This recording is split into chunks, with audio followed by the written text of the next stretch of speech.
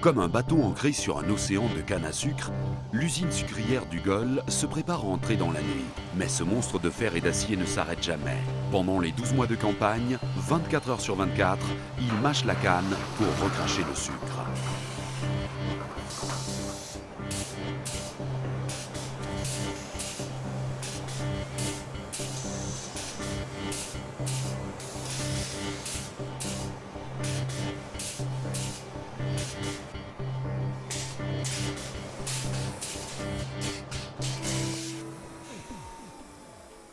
À quelques kilomètres de la grande usine, Henri Fred prend son repas en famille avant de partir au travail.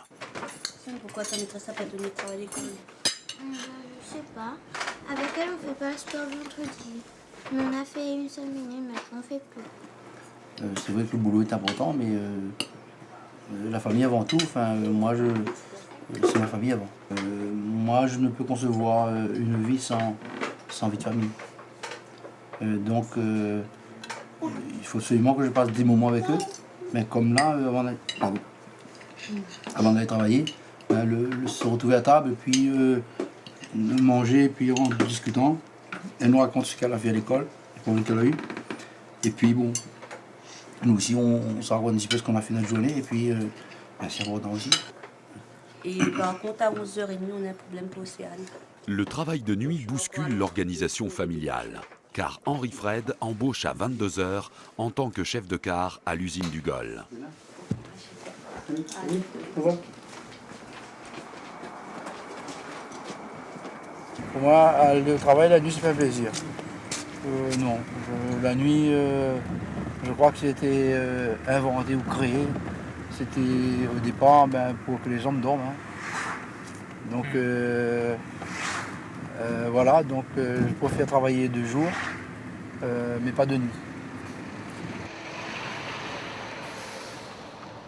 Mon rôle de chef de car, pour moi, il est simple, hein, c'est être responsable de la production, surtout là quand je suis la nuit, tout seul, je me sens vraiment maître du bateau, d'une équipe et du produit, du matériel de production. Et ça, c'est aussi cet aspect qui me plaît bien.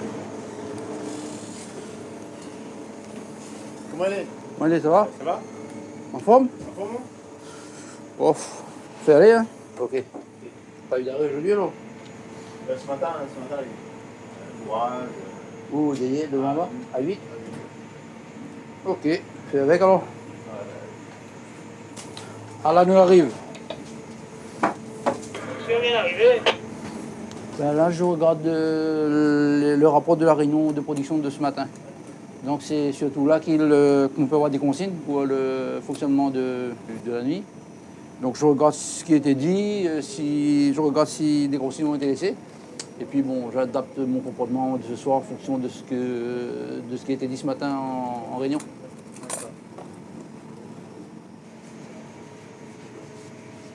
Ok, bon. Ok. Alors,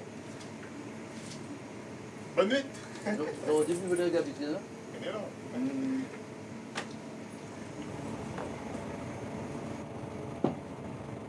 Après la relève du chef du car précédent, Henri Fred entame une tournée dans tous les secteurs de l'usine pour prendre la température sur le terrain. Un rituel bien établi qui lui permet aussi de saluer chacun des hommes de son équipe.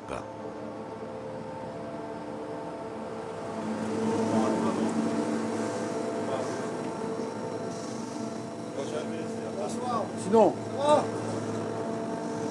en forme? Obligé? 3, 4.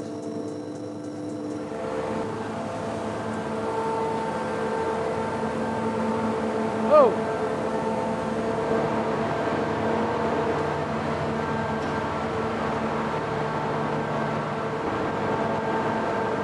Je ne suis pas un chef de car de par mes bagages. Je suis chef de car parce que j'ai une certaine expérience. Enfin, j'ai pas mal de technicité déjà. Hein, je me débrouille pas mal là-dedans. Et puis, je connais bien l'usine. Ça fait peut-être l'ancienneté qui fait que je me débrouille pas mal là-dedans. J'ai découvert que j'avais une certaine aptitude aussi également à manager une équipe.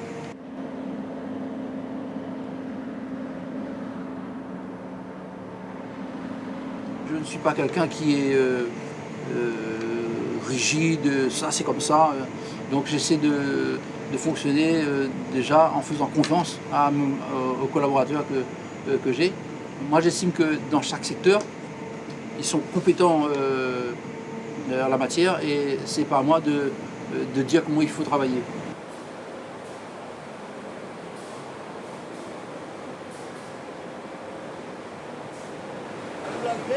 Sinon, en forme? Ouais, allez. Oh, café. Allez. Hein? Je sais pas, mais nous attendons le bac sirop baissé, le bac giclé plutôt. Non, mais à un moment donné, je l'ai fait des essais là-dessus et je l'ai fait avec tous les incondensables. Montrouge. Montrouge, est-ce que vous pouvez mettre moulin à 3,6, 3,7? Ok. Café vient de tous les ans?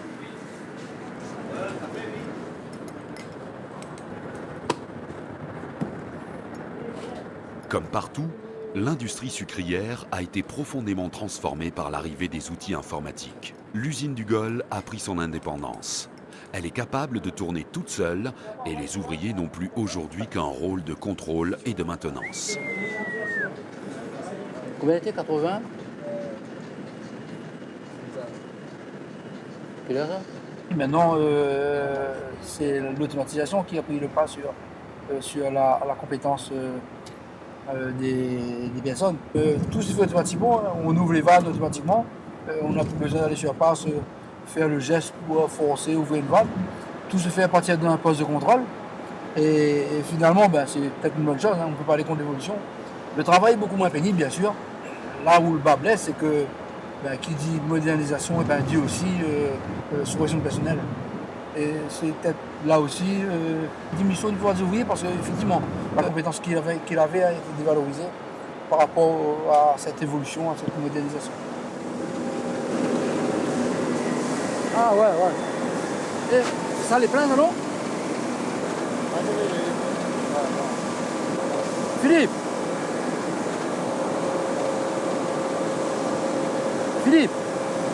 Ouais. Vous pouvez venir regarder un coup le BMA C3 pour voir c'est quoi le problème? On peut répéter, on peut bien compris là. La BMA C3. En tournant, il fait un bruit un peu bizarre. Est-ce que vous pouvez voir c'est quoi? Ok.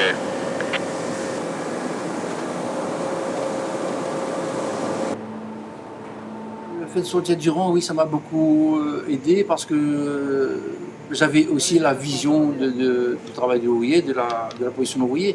Donc, ça m'aide à comprendre la situation de cette personne.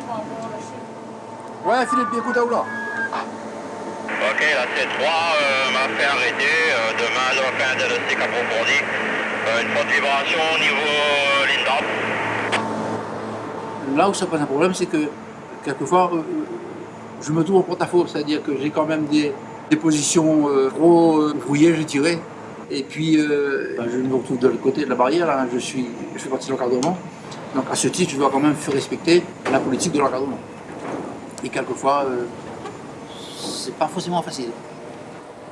Henri Fred est un funambule, en équilibre permanent entre son rôle de chef et la proximité qu'il entretient avec son équipe. D'autant qu'il est aussi militant syndical et responsable de la sécurité et des conditions de travail dans l'usine. Et rappelle-moi un coup de diagnostic sur le C3 là. Des vibrations sur la colonne d'arbre. Après avoir retranscrit les infos collectées pendant sa tournée d'inspection, Henri Fred doit mener des entretiens de management pour évaluer les problèmes de chacun et les faire remonter auprès de la direction. Ciseaux. À nous là. Voilà. Donc nous on va parler un petit peu du règlement intérieur au départ. Sam il pense qu'on n'a pas de problème. Seule chose que nous ne voit pas trop souvent avec, c'est ça. Mais les Allemands aux oreilles. Ah ouais, mais pas ça le problème. Le problème c'est que j'en ai aux oreilles. Mais on devient sourd, se rend compte. Il y a un commentaire à faire, c'est le moment. Des vidéos de cœur. Le salaire va continuer de mettre un petit point dessus. Une petite augmentation, il ne faut pas de mal. C'est ça ou Argent. Ouais. Argent. Sinon, Non. parce que vous faites le travail correctement, pas de Il faut problème. travailler correctement. Vous connaissez le travail, c'est ça déjà. Hein. Donc, adéquation au poste, pour moi, c'est complètement de l'adéquation. Hein. On a tellement longtemps, où les cuiseurs, que c'est pas moi pendant le métier. Mais il n'y aura pas non plus d'ailleurs.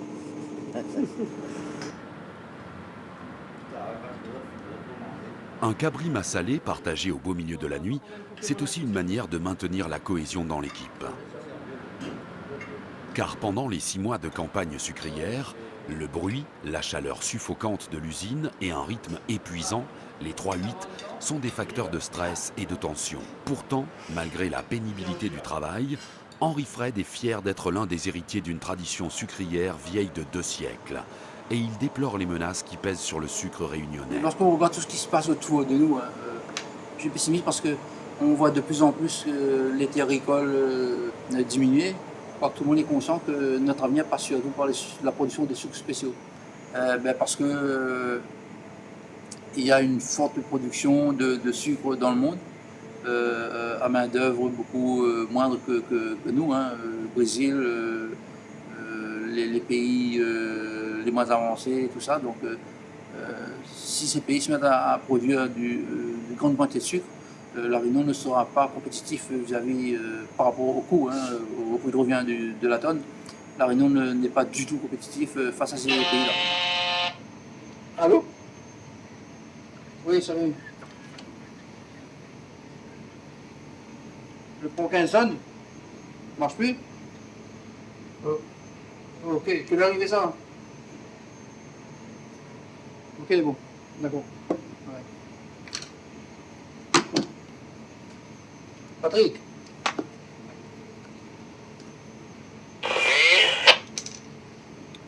Pour 15 tonnes en panne. Le promoxyde pour 15 tonnes en panne, c'est pas un problème. Tant qu'on a des cachalots qui alimentent la T1, ça va. On peut fonctionner correctement. Mais s'il n'y a plus de cachalots et que le pont 15 tonnes est en panne, ça va nous obliger à marcher au ralenti et peut-être même s'arrêter pendant un instant. La panne est sérieuse et Henri Fred doit réveiller un électricien qui est d'astreinte à domicile. Mais celui-ci ne parviendra pas à réparer le pont endommagé avant la relève. Oui, ça va, en forme. Pour Henri Fred, il est maintenant l'heure de passer le relais à un autre chef de car et de rentrer chez lui. Inlassablement, jour après nuit, la grande usine ne s'arrête jamais.